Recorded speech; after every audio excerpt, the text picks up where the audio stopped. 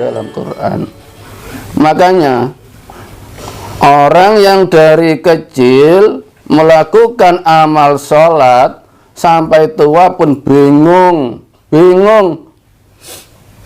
mengapa hatinya tidak bisa ke Allah. Mereka hanya amal sholat, tidak melakukan sholat. Sholat itu percaya dan mempercayakan hidupnya pada Allah, sedangkan mereka hanya menempati amal sholat. Dikala dihentak pandemi ekonomi yang enggak karuan, bingung kembalinya apa? Ke otaknya mencari pesugihan, mencari solusi dukun, mencari wirid, tidak dikembalikan ke Allah. Berarti mereka belum pernah sholat, hanya senam sholat. Hanya sembah raga ya Pak? Iya. Sembah rasanya belum ya? Tembus imannya belum. Tapi kemudian nggak tahu ini benar apa enggak, Allah itu sebenarnya kan tidak membebani hamba-hambanya gitu loh. Tidak membebani hamba-hambanya. Iya. Tapi ketika tidak sholat justru dimasukkan ke dalam neraka. Apa itu nggak membebani hambanya kira-kira? Allah tidak pernah membebani sholat. Yang membebani itu ilmu, bukan sholatnya. Allah memerintahkan manusia itu untuk sholat, tapi kita itu dibebani dengan ilmu. Bukan Allah yang membebani, ilmu kita. Iya. Saya sendiri di waktu menuntut ilmu fikih, segala kitab sudah saya pelajari mulai dari bawah. Mabadil fikih, Fitul Wadih, Safinatun Najah, Sulam Taufik, Fathul Qorib, Fathul Mu'in, sudah dipelajari semua. Sudah semua. Nah, di situ ini saya pribadi, semakin saya pandai, semakin saya jauh dari Allah. Semakin pandai membaca kitab, semakin pandai menafsiri Al-Quran, tafsir Jalalain ya sudah, tafsir Nawawi sudah semua, tapi semakin jauh dari Allah. Mengapa?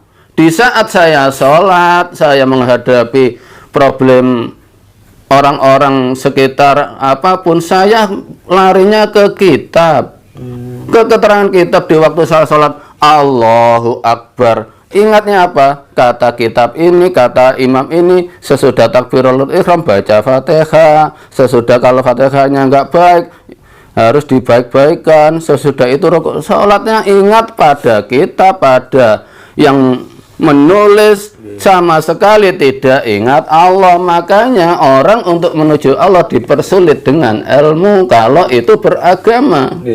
Kalau orang berketuhanan enak, itu meniru Rasulullah. Rasulullah itu sifatnya umi, bodoh, tidak bisa membaca dan tidak bisa nulis, tapi dia fatona, cerdas. Cerdasnya gimana? Seluruh isi Al-Quran, seluruh hidupnya, mulai diangkat menjadi Rasul sampai wafatnya, hidupnya diserahkan pada Allah. Itulah cerdas, fatona. Bangun tidur, begitu diberikan kesadaran, ya Allah, niat hidupku untuk menjalani takdirmu, ya Allah. Jadi ingat Allah, menyerahkan dirinya pada Allah 24 jam, tidak hanya setelah mendengar adzan. Itu pendapat saya pribadi. Semakin saya pandai, semakin jauh dari Allah. Setiap saya mendengarkan orang yang ilmunya, ngajinya di bawah saya selalu meremehkan. Ala ngajimu sak ngono. Di saat ada orang berdoa, nahwu sorobnya keliru, untuk jamak kok dipakai mufrad, ala goblok. Semakin jauh saya dari Allah. Jujur saya itu begitu dulu. Tajwidnya salah. Lihat orang mendengar orang tadarus panjang pendeknya salah, wah goblok. Selalu saya merasa pandai. Makanya saya berpendapat pada diri saya sendiri, semakin saya pandai, semakin jauh dari Allah. Bahkan saya sering diundang Baksul Masail waktu dulu, adu kitab, adu pandai. Sering ya Pak? Ya sering. Disitulah kalau ilmu di atas ilmu ada ilmu, di atas ilmu ada ilmu, di atas ilmu terus nggak ada habisnya, geger terus. Kalau bertuhan bertempat pada ilmu, tidak pada fatonahnya, cerdasnya. Kalau cerdas, puncak dari manusia adalah wa ma khalaqtul jinna wal insa illa liya'budun, untuk menyembah Allah. Sesudah menyembah Allah, menyembah apa lagi? Ya sudah habis, itulah tujuan kita hidup. Bukan untuk pandai-pandaian, tapi untuk menyembah Allah. Kalau sudah menyembah Allah, ya mana beban dari Allah? Serahkan hidupmu, cukup kok. Allah tidak membebani dalam sholat. Yang terbebani itu orang yang melakukan amal sholat. Jadi harus, kalau masuk Islam harus hafal caranya wudhu, harus hafal caranya sholat, bacaannya, batalnya itu loh nggak ada. Kita itu dipersulit dengan racun-racun yang begitu itu. Kalau memang kita kembali kalau ke Al-Quran, yakin nikmat menuju Allah, tidak ada beban. Yang membebani itu ucapan-ucapan kitab, ucapan-ucapan orang-orang yang membawa pandainya sendiri-sendiri. Sekarang jujur, di kitab-kitab fikih ada air mustakmal, ada air mutlak, itu pun sangat merumitkan orang yang menuju Allah. Dikala wudhu membasuh muka, yang cawan yang kedua ini nggak ada dua kola, apabila ada tetesan dari muka netes ke cawan lagi, ini mustakmal. Tidak karuan sulitnya itu loh, diungkap kitab ini gini. Sangat sulit menuju Allah karena ilmu. Di saat takbiratul ihram harus bersamaan dengan niat. Orang takbir diberkalkul Allah. Kapan menghadapnya Allah? Kok yang diingat itu loh, dawuhnya kitab, tidak langsung ya Allah, niat hidupku menuju kamu ya Allah, Allahu Akbar. Jadi yang disembah bisa dibilang adalah aturan ya Pak? Ya aturan, tidak menyembah Allah. Makanya sampai mati pun bingung, tidak bisa menemukan Allah dalam hidupnya. Akhirnya menempati fanatik, takut. Orang iman itu luas, Shiratal Mustaqimnya itu luas. Nggak takut, nggak selamat. Yang penting serahkan hidupmu ke Allah. Yang sempit itu Shiratal Mustaqimnya orang pandai. Gini takut dosa, gini dosa. Hidup aja di gua. Nikmatilah dunia. Iya. Oke, sekarang saya lanjutkan gini. Saya ingin tahu proses awal mula turunnya perintah sholat itu, kalau nggak salah kan Isra Mi'raj ya Mbak ya? Iya. Isra Mi'raj. Nah, sementara ada orang memahami, ada yang dipahami bahwa Isra Mi'raj itu adalah perjalanan lintas dimensi yang dilakukan oleh Rasulullah ketika dia diam, ya kan?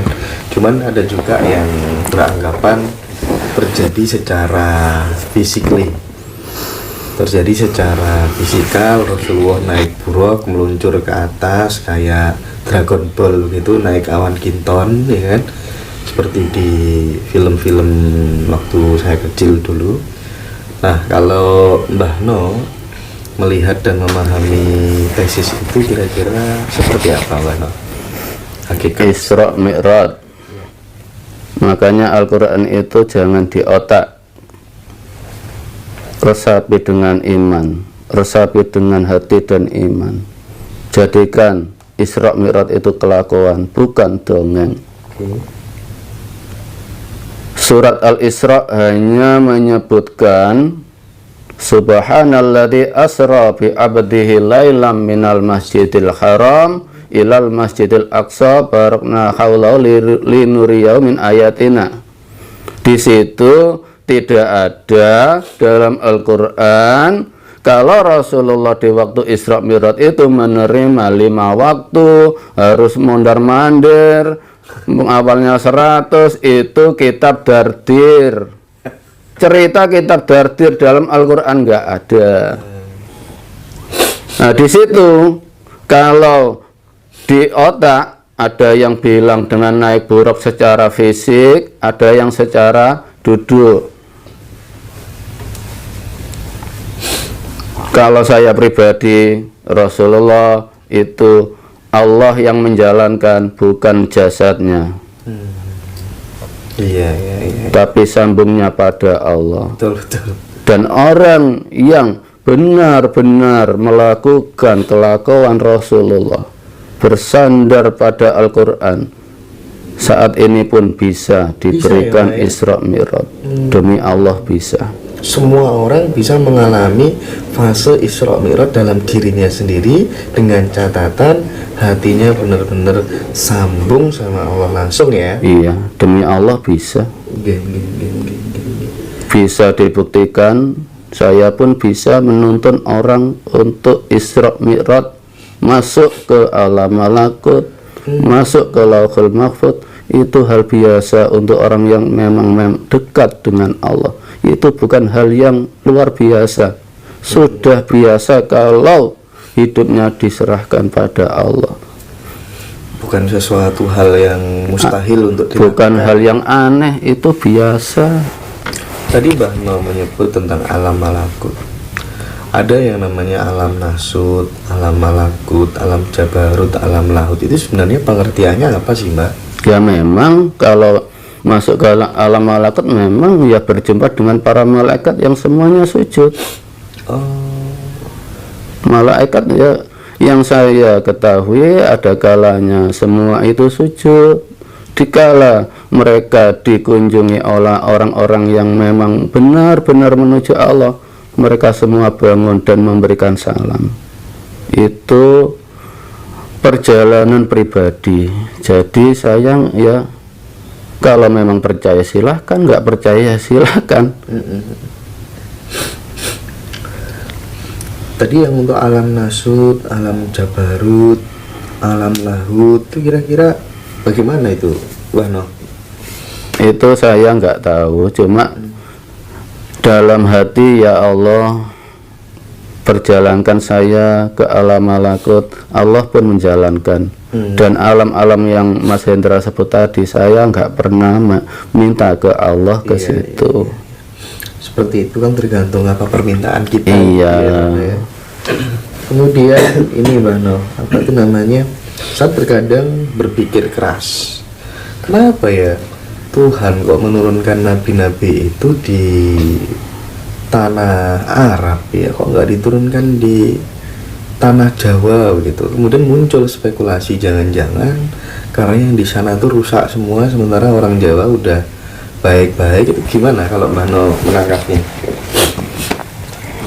Kalau Allah menurunkan orang-orang Rasul-Rasul itu di Arab, itu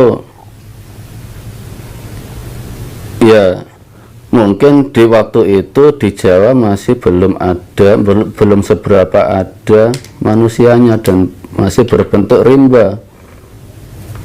Dari awal Nabi Adam oleh Allah dipertemukan di tanah Arab, otomatis perkembangan manusia pertama kali ya di tanah Arab. Yang keluar dari tanah Arab itu ada masih primitif. Yang sudah bisa berakal dan berotak itu yang belum keluar dari tanah Arab. Jadi Allah menunjuk Rasul-Rasul di tanah Arab karena di situ mayoritas penduduknya sudah berakal, bisa beradaptasi dan bisa memikirkan iman dan tidaknya.